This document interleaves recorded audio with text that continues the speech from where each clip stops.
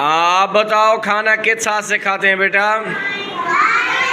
हाँ, सीधे हाथ से खाना खाया जाता है। किस हाथ से खाना खाया जाता है? शाबाश, सीधे हाथ से। ठीक है। हाँ, किस हाथ से खाया जाता है? शाबाश। पानी किस हाथ से पिया जाता है? शाबाश। पानी बैठ के पिया जाता है। किस तरह पिया जाता है?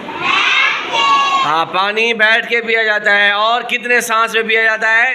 3 सांस में। कितने सांस में? 3 सांस में। ठीक है। और सांस जब निकालेंगे तो गिलास में नहीं निकालेंगे, गिलास मुंह से एक साइड में करके फिर सांस निकालेंगे, फिर पिएंगे, फिर सांस निकालेंगे। तो गिलास के अंदर सांस नहीं निकालना। क्या करना है?